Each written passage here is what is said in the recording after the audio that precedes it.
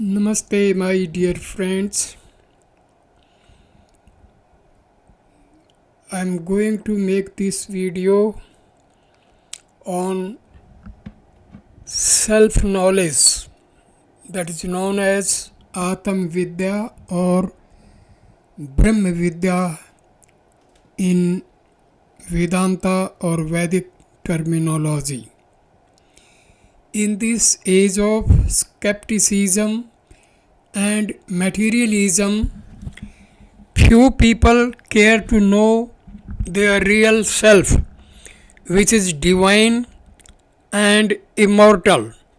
But the knowledge of the true self has always been the principal theme of the philosophy and religion of Vedanta.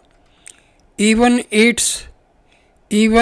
its most ancient writings, the Upanishads, which form portions of the Vedic scriptures, we find how earnestly self-knowledge or Atam Jnana was sought after and extolled. The great inspired seers mentioned in these Upanishads discovered and taught that knowledge of the self lies at the root of all knowledge, whether of science, philosophy, or religion. Every sincere seeker after knowledge, therefore, who desires intellectual, moral, or spiritual development must first learn to discriminate between spirit and matter, soul and body, and then realize the all-knowing divine self who is the eternal foundation of the universe.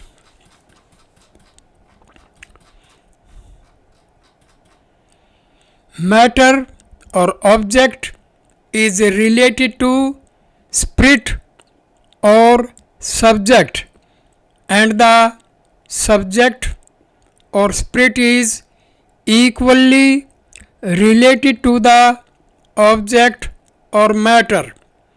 If there were no object, there would be no subject, and if there were no subject, there would be no object.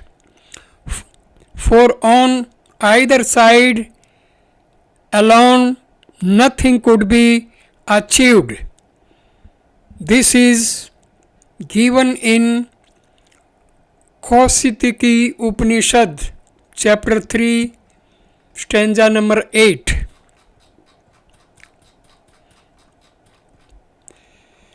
Spirit and matter have always been subjects for discussion in science, philosophy, and religion. The great thinkers of all countries have tried their best to understand the true meanings of these two terms and to establish their mutual relation. The two words have various synonyms such as ego and non-ego, subject and object, mind and matter. Scientists and philosophers have advanced many theories from time to time to explain their ideas and conceptions about them, and have arrived at different conclusions. Some say that spirit or mind or ego is the cause of matter, while others reverse the relation and believe that matter is the cause of spirit or mind or ego. These conclusions have given foundation to the various explanations of the universe, which can be classified under three heads: the spiritualistic, or idealistic, the materialistic and the monistic theories. The spiritualistic or idealistic theory claims that spirit or mind is the creator of matter and energy, hence of all material objects, and it denies the existence of matter as distinct and separate from the mode or condition of spirit or mind. The materialistic theory, on the contrary, maintains that matter produces spirit, mind, ego, or subject. There have been many idealistic or spiritualistic philosophers in different countries at different times. In India, Greece, Germany, and England have arisen a number of idealists like Bishop Berkeley, who have denied the existence of the external world and also of matter as an entity separate from mental ideas. Modern Christian Science, which teaches that there is no such thing as matter but that everything is mind, has been built upon this idealistic doctrine of Bishop Berkeley and other philosophers of the same school. In America, it is new because the nation is new. America has not yet produced any great idealistic philosopher.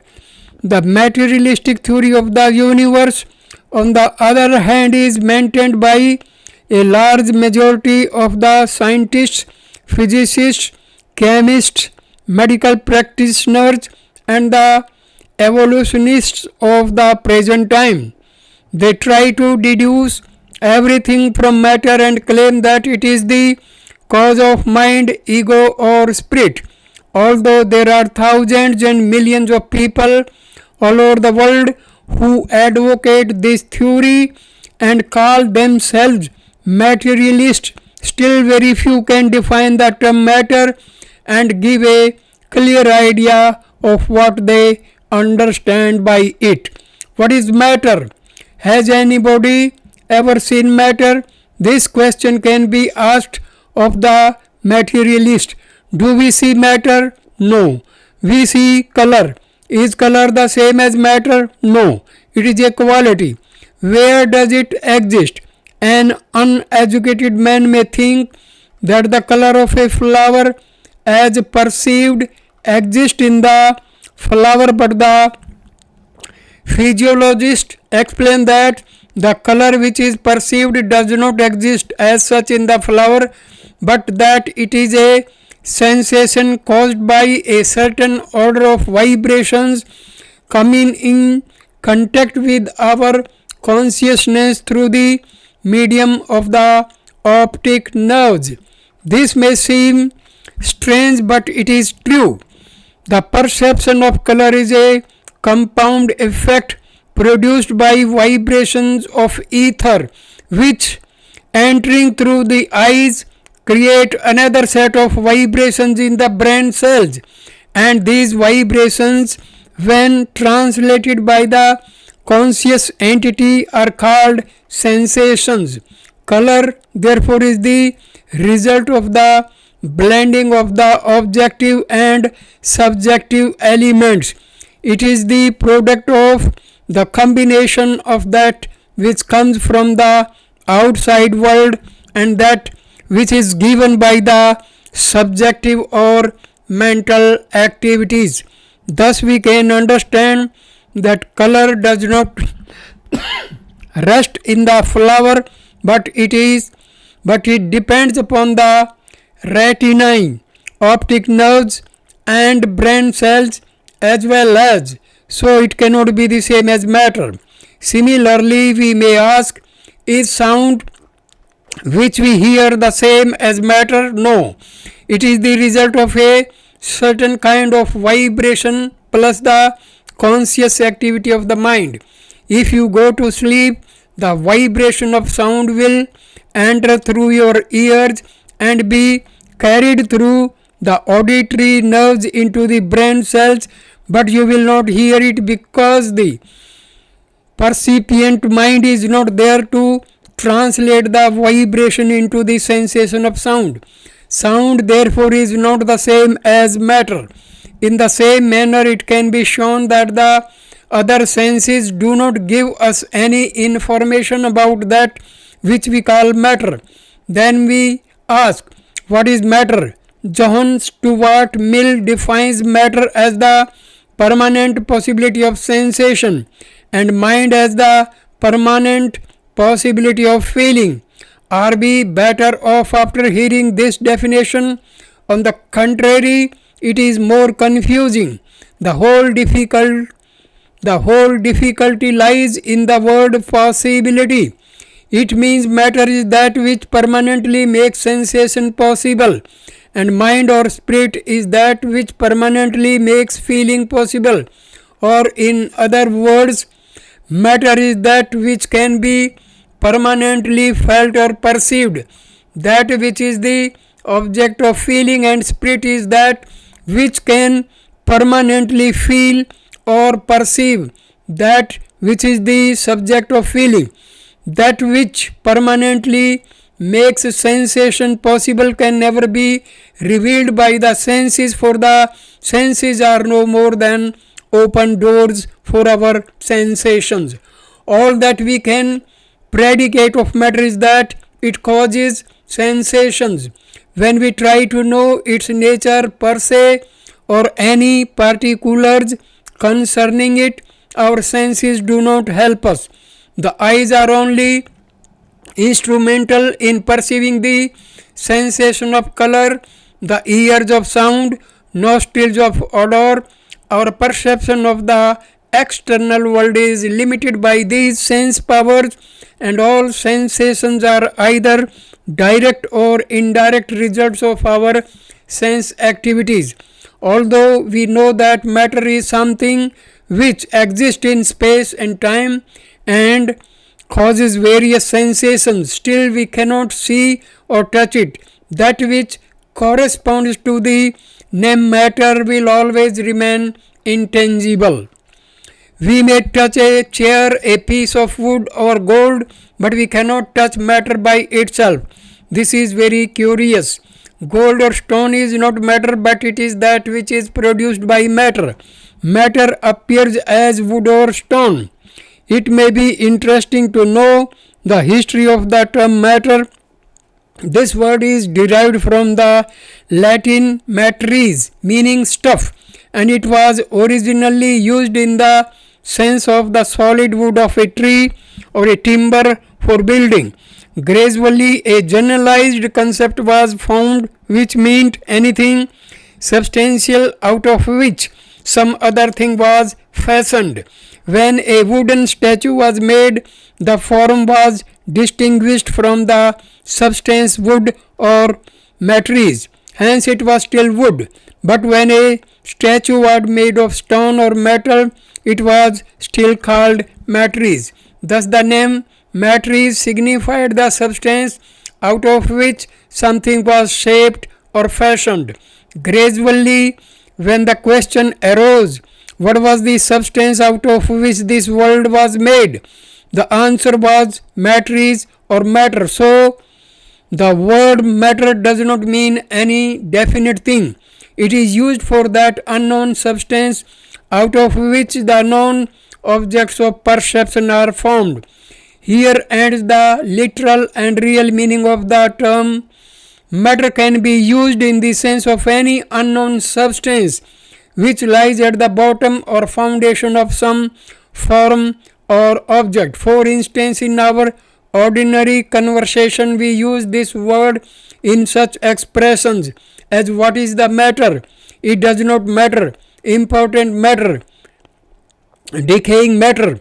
In science and philosophy, however, matter is that unknown substance out of which all phenomenal forms are fashioned.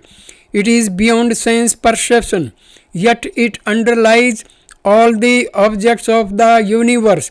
It is not the same as space or time, but it fills space, manifests itself in time, and cannot be limited by the category of causality. All these ideas are included in the meaning of the term matter. When we think of that substance of which the universe is the appearance, we imagine that it is vast, immense, marvelous, and possessed of wonderful powers which are constantly changing. But what is matter? Is it one or many? It is one. We cannot say that it is many. Herbert Spencer says, our conception of matter reduced to its simplest shape is that of coexistent positions that offer resistance as contrasted with our conception of space in which the coexistent positions offer no resistance. First principle. Let us understand the difference between space and matter. Space is extension offering no resistance, but that which offers resistance and lies in space is matter. He also states of these two inseparable elements, the resistance is primary and the extension is secondary. As for example, when we touch something, it resists. Then we have an idea of resistance. But when we spread our hand, that feeling of resistance extends also in space. Herbert Spencer says again, our experience of force is that out of which the idea of matter is built up. That which opposes our muscular energy is immediately present to consciousness in the terms of force.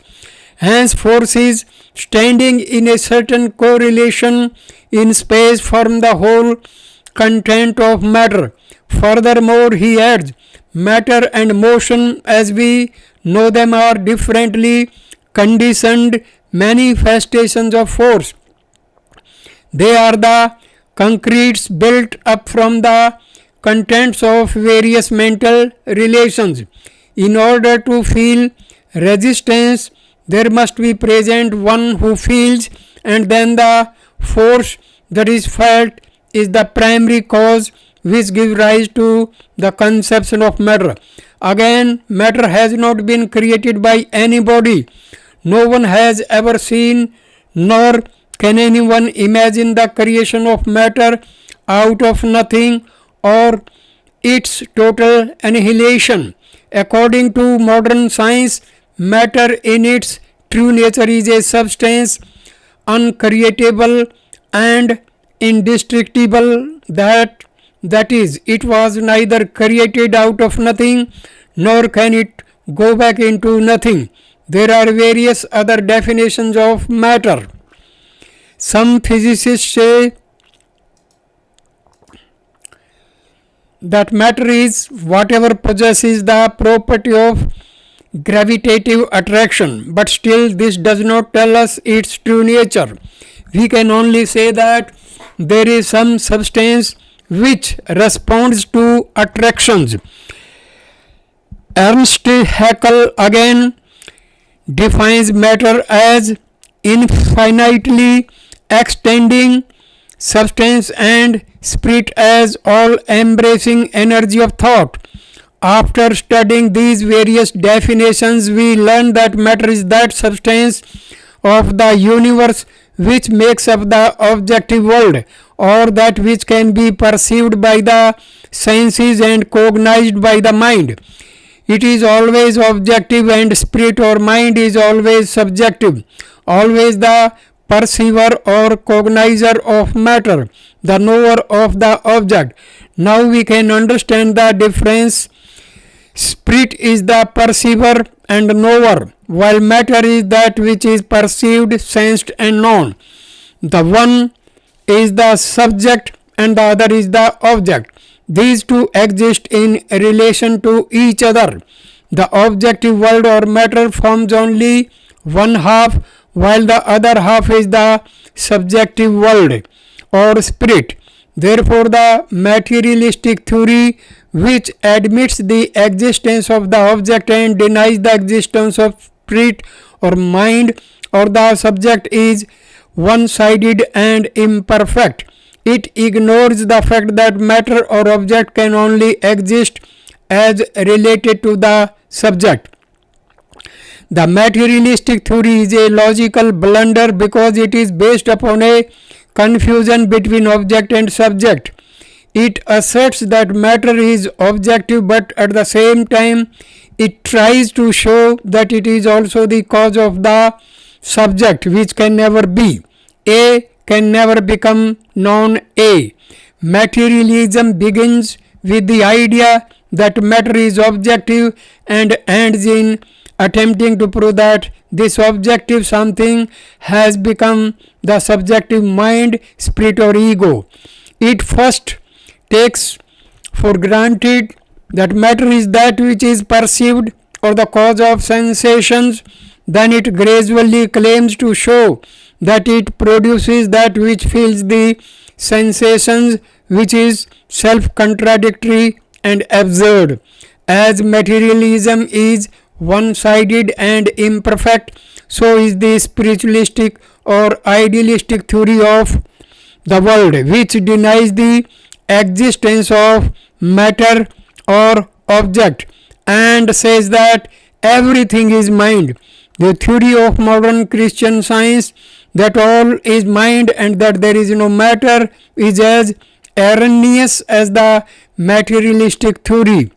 Spirit or mind or ego, which is always the subject, can exist as perceiver or knower so long as there is an object of perception and of knowledge. If we admit the existence of one, that of the other is implied. Therefore, Goethe was correct in saying matter cannot exist and be operative without spirit or spirit without matter. The universal substance appears as possessing these two attributes of subject and object, of spirit, mind or ego, and matter or non-ego. They are like the two modes of the one eternal substance, which is unknown and unknowable existence. It was called substantia by Spinoza. Herbert Spencer calls it the unknowable. It is the same as dining and sich, or the transcendental thing in itself of Kant. Plato named it the good. It is the oversoul of immersion, while in Vedanta it is called Brahma, the absolute substance of the universe, the infinite and eternal source of matter and mind, of object and subject. This substance is not many but one. All varieties of phenomena have come out of this one source, Brahma, and into it they will be reduced at the time of dissolution. It is the universal energy, the mother or producer of all forces. We know that all forces are related to one another and that they are, as modern science explains, the manifestations of the same eternal energy or the infinite substance. From this one source, all mental and physical phenomena and material forces have come into existence and have evolved into various forms and shapes. This is monism. The monistic thinkers of the present age, like Ernst Haeckel and others, admit this one eternal substance as the source of mind, matter and all forces.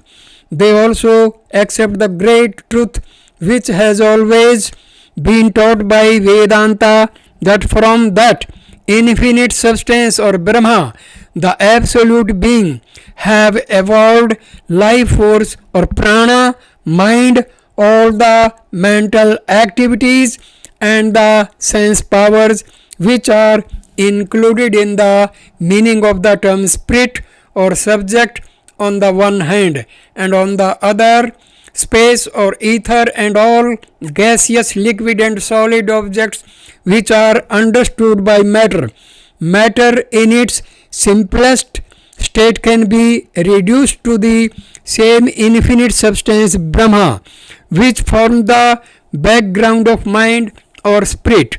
Therefore, Vedanta teaches that the eternal substance is both the material and the efficient cause of the universe. Although it is one, still it appears as many by its inscrutable power, known in Vedanta as Maya. This world is not made up of dead matter alone. It is not the product of the combination of those minute particles called atoms. Until lately, the Western physicists, chemists, and other materialists believed that these atoms were indivisible units floating in the infinite space, attractive and repelling one another, mechanically producing the elements of nature and creating the phenomenal world. But now, through the application of electricity, J. Thomson, the great English scientist, has proved that the so-called indivisible atoms can be subdivided into still finer electrons, which are nothing but the force centers of the ancient Hindu scientists. If atoms are made up of electrons and electrons are but force centers, where do they exist?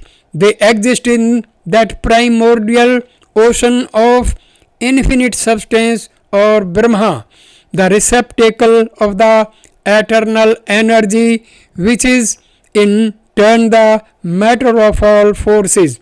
Thus, we can understand how matter and force are related to the one substance, or Brahma. The objective side of that substance appears as matter and the subjective side as spirit. I have already said that it is a scientific truth that matter is indestructible and uncreatable. So is force. Matter and force can be transformed into various manifestations but can never be destroyed.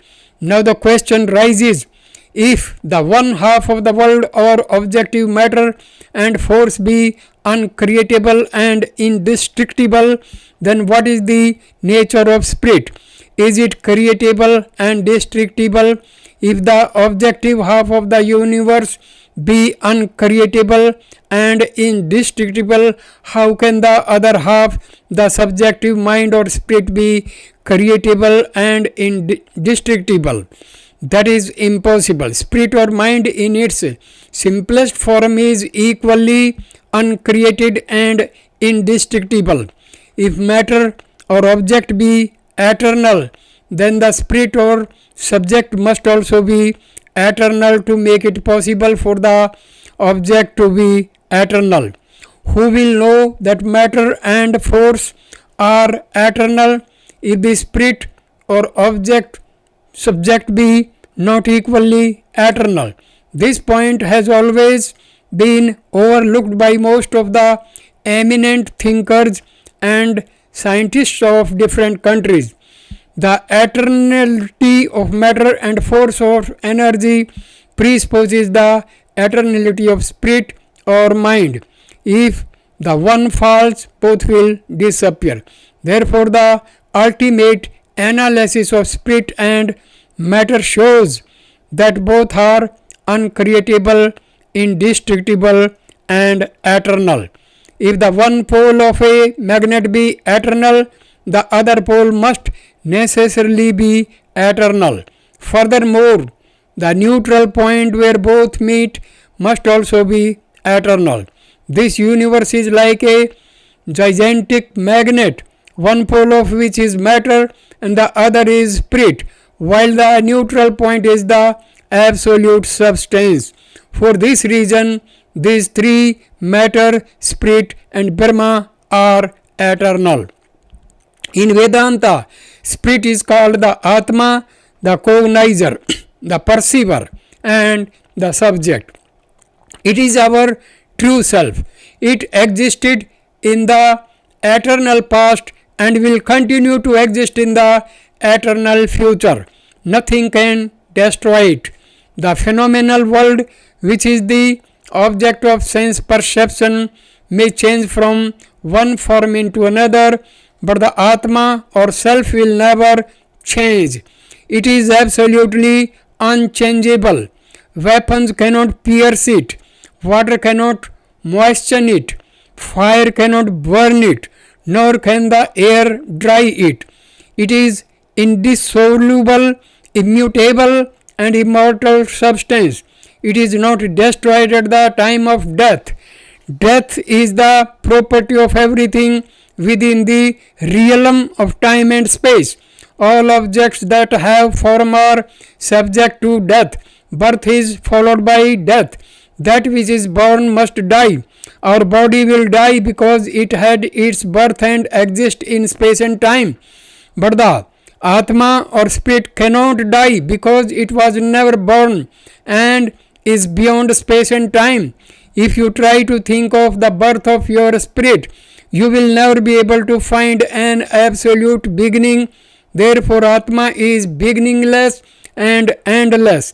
Everything which can be perceived by our senses will change and pass away, while the Atma or spirit will remain forever. Here it may be asked whether spirit is one or many. The same question may be asked of matter. Is matter one or many? We have seen that matter as objective substance is one, although it appears as many on account of its manifestations within space and time. Similarly, says Vedanta, there is one eternal spirit or subject of the universe, of which the individual spirits or egos are but so many manifestations. They are but parts of one stupendous whole or universal spirit or God. God is the eternal subject or knower of the world. He is the cosmic ego, the sum total of all individual spirits or egos and more. He is the one infinite being, the eternal ocean which contains so many eddies or souls. The cosmic ego or God is the firstborn Lord of the universe. He is the first and highest manifestation of the absolute substance or Brahma. He is the material and the efficient cause of all phenomena. He is the projector of evolution. He differentiates subject from object, spirit or ego from matter or non-ego. In him everything exists. Through him all beings live, and into him they return in the end. He is more powerful than all the individual spirits together. We possess small powers. As our knowledge is limited, so are our powers. But God is the one substance whose power is unlimited. He dwells everywhere. He forms the background of our individual spirit and possesses eternal knowledge. He is the soul of our souls. We should meditate on him and worship him. Then we shall understand the relation between spirit and matter. He is the one eternal being in the midst of all non-eternal forms and names. He is the one source of intelligence in the midst of insentient matter. He makes that one substance appear as many and fulfills all desires, dwelling within the hearts of all creatures. Whosoever realizes him in his soul attains to eternal bliss even in this life. The infinite and eternal truth, Brahma, pervades the whole universe, the visible and invisible. If the visible be taken away, if the perceptible phenomena be destroyed, that which will be left is the infinite. May we realize the infinite in this life. May we attain to the truth and enjoy peace forever. Peace, peace, peace to all living creatures. This is from Isa Upanishad. So I conclude this video at this stage. Next video will start from the topic knowledge of the self. Thank you for watching this video. Namaskar, my dear friends. Thank you.